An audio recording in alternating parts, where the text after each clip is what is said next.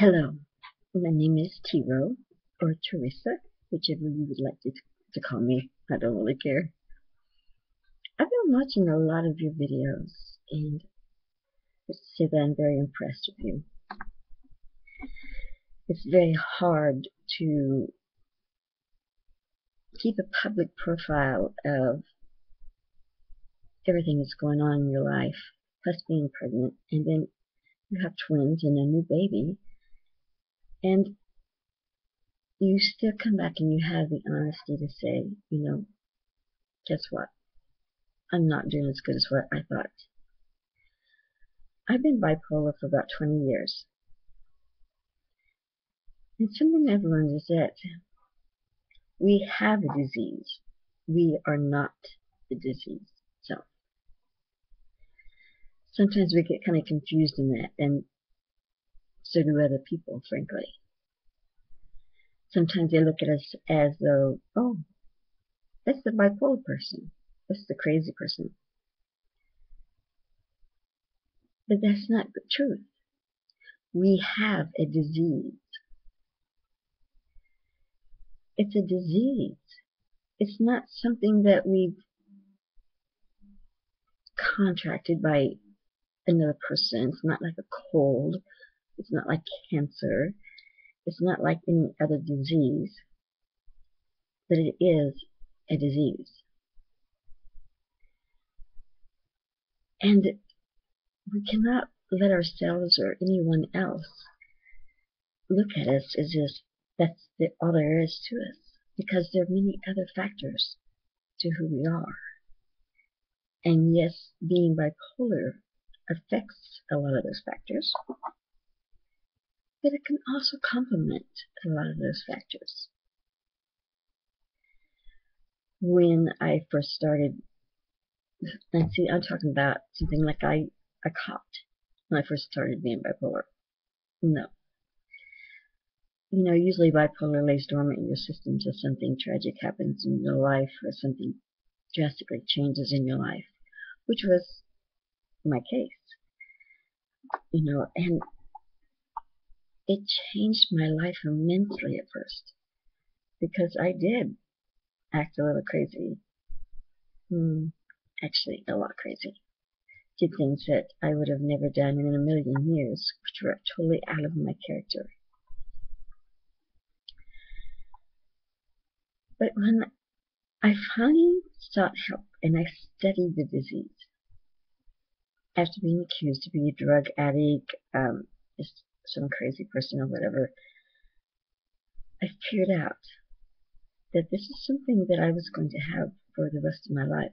I'm never going to really be over it, unless God himself decides to heal me of it someday. Which I do still pray for, because that would be awesome and great.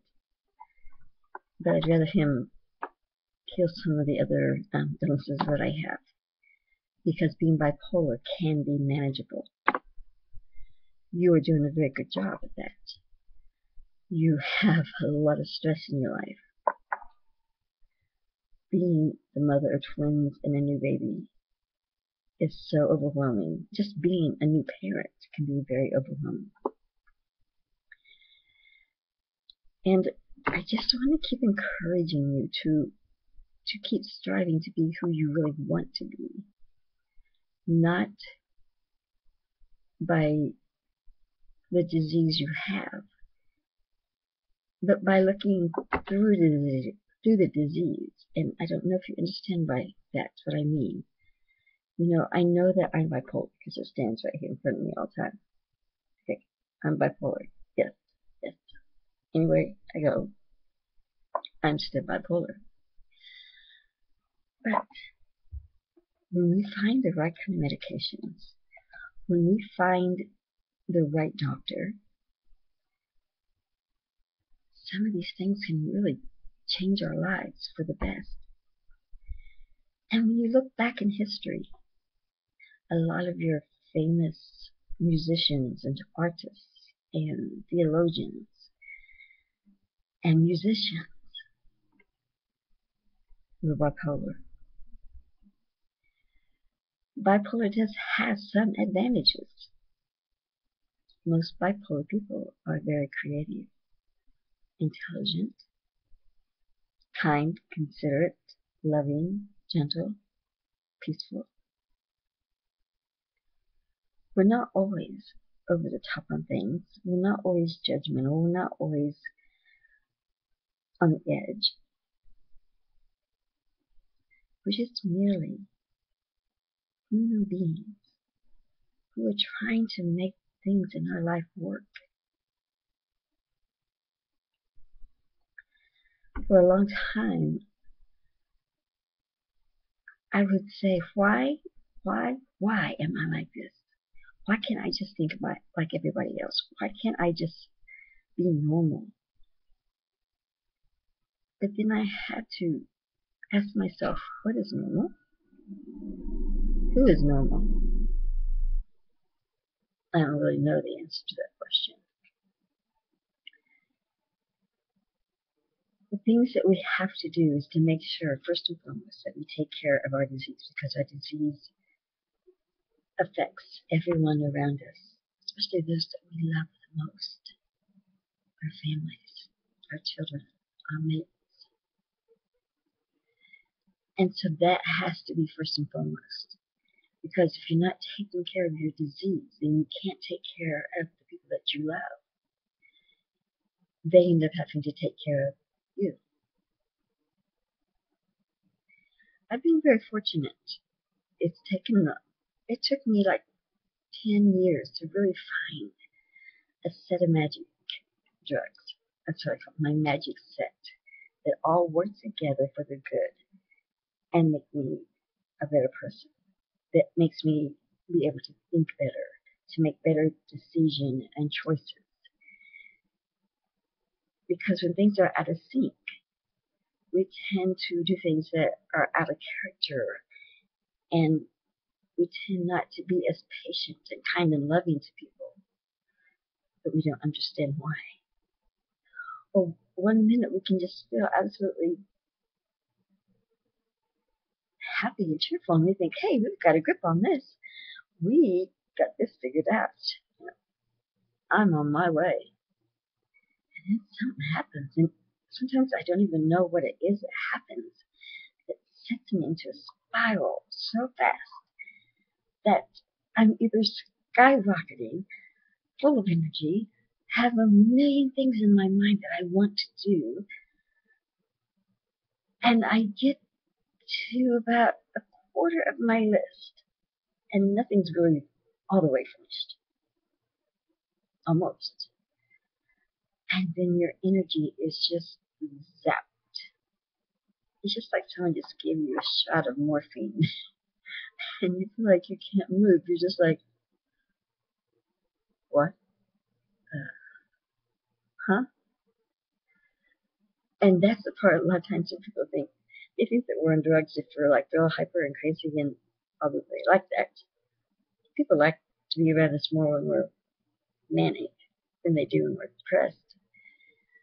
But then when they see us all of a sudden change and become sometimes zombie-like, not because of medication, but because our brain has just shut down completely. Zip. And I can remember days I would sit like this.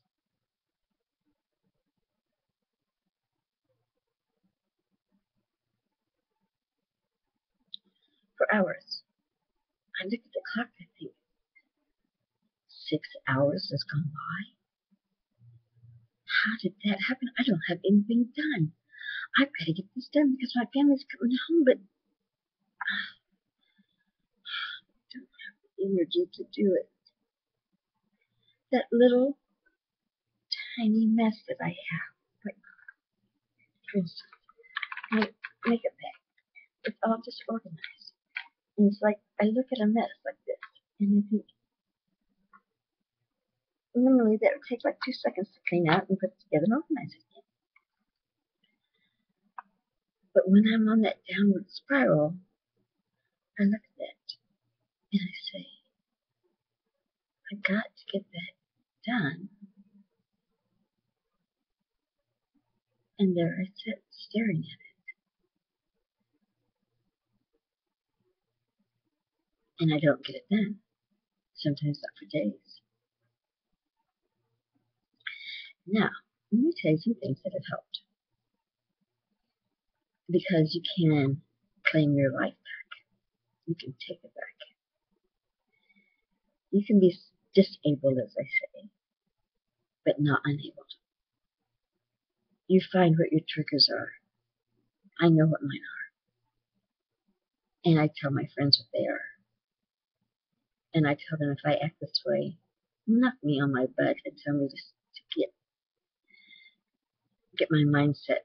And I make them talk to me. And I make them tell me what I'm doing and why I'm doing it. And I hate it. But I know why they're doing it. You know, the times early on when I was in the psych ward, which is not a bad place to be for those of you who are watching, most psych wards are for people that are needing a med change, who are so depressed they don't know if they can go on. And it's not some crazy people where people are screaming and hollering and no. In fact, I found it a safety net sometimes that I could go and just, okay, find my center again. But I would get really loud and I would laugh. I have a loud laugh anyway. I have a loud voice, which I try to keep toned down when I'm speaking on here. But the nurses would yell at me and say, Teresa, calm down, quiet it down. You still really offend me and hurt my feelings. So I finally figured out one day that was one of the reasons why. It's because when I'm manic, I become even louder and laugh more and act more crazy and act like I'm having more fun. I look like I'm having fun and I'm the happiest person in the world, when actually I'm being manic. It's very hard sometimes for other people to notice the difference. Except when you're bipolar. Most often, you can see another bipolar person. You can spot them a mile away. Because you know what some of the main symptoms are. Some of the hypomania things. Shopping sprees. Acting erratic.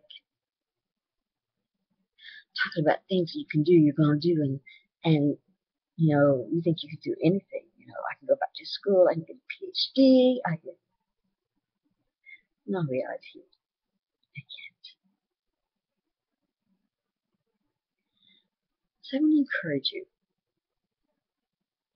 Don't be hard on yourself. Give yourself some leeway. Keep a journal if you need to. Know what your triggers are and know who you can call, who you can trust when you're not feeling quite right, because most of the time we can feel it coming on. If you ever want to talk or have any questions, I have studied this disease backwards and forwards. And it doesn't mean that everything that I know is going to suit for you, because you know a lot already. We know a lot because we live it every single day. The difference is some days we can kind of forget about it, and some days we can't. Another thing for me, which is probably the biggest thing that has helped me, is my relationship with Jesus Christ. I am a Christian. I'm very proud of that. I've always been a Christian. But I don't try to push that on anyone, because everyone is at their own pace.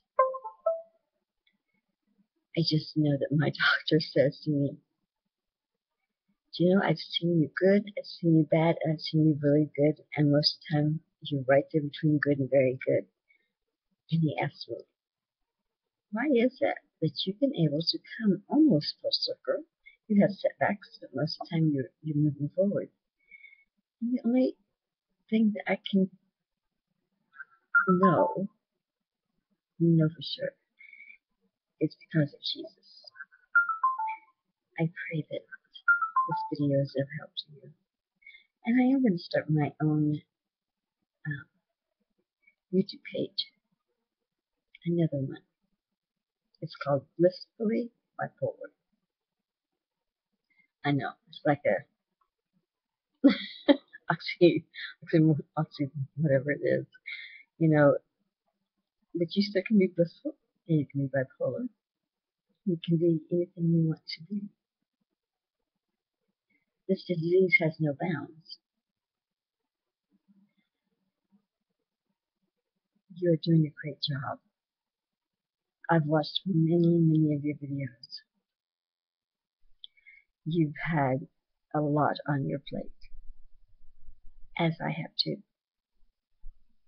But this video isn't for me. This one's for you, girl.